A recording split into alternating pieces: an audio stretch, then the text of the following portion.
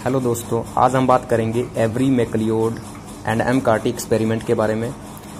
तो ग्रिफिथ के एक्सपेरिमेंट के बाद ये बात प्रूव हो गई थी कि कोई मॉलिक्यूल है जो कि जेनेटिक मटेरियल है और वो स्मूथ स्ट्रेन बैक्टीरिया से रफ स्ट्रेन बैक्टीरिया में ट्रांसफ़र हो रहा है और रफ स्ट्रेन बैक्टीरिया को स्मूथ स्ट्रेन में कन्वर्ट कर रहा है।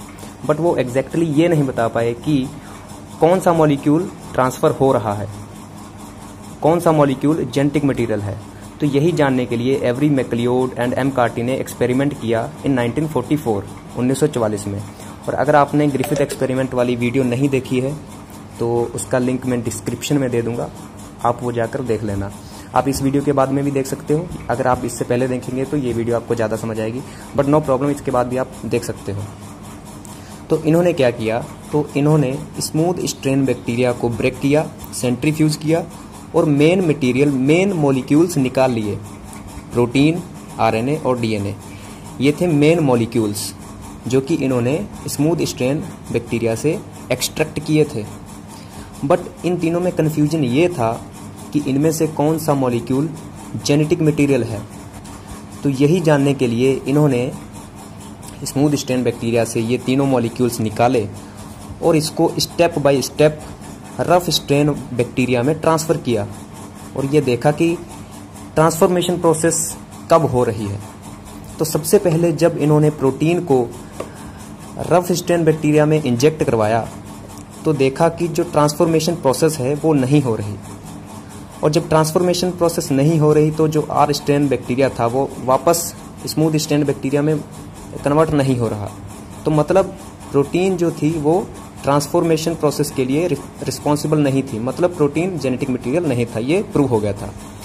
सेकंड, जब इन्होंने आरएनए को रफ स्ट्रेन बैक्टीरिया में इंजेक्ट करवाया फिर भी ट्रांसफॉर्मेशन नहीं हुई और जो रफ स्ट्रेन था वो स्मूथ स्ट्रेन बैक्टीरिया में कन्वर्ट नहीं हुआ। तो इससे ये भी प्रूव हो गया कि प्रोटीन और आरएनए तो जेनेटिक मटेरियल नहीं है। देन डीएनए, जब डीएनए को इन्होंने रफ स्ट्रेन बैक्टीरिया में इंजेक्ट करवाया तब देखा कि जो ट्रांसफॉर्मेशन प्रोसेस है वो हो रही है।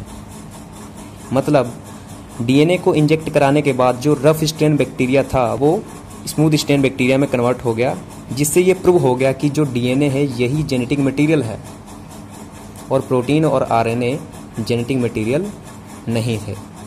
फर्दर कंफर्मेशन के लिए इन्होंने क्या किया, सेम प्रोसीजर फॉलो किया, लेकिन इस बार इन्होंने डिफरेंट एंजाइम्स यूज़ किए और ये 3 एंजाइम थे। प्रोटीएज जो कि प्रोटीन को डिग्रेड करता है, आरएनएज जो आरएनए को ब्रेक कर देगा, मार देगा या किल कर देगा, और तीसरा था डीएनएज जो डीएनए को किल करता है।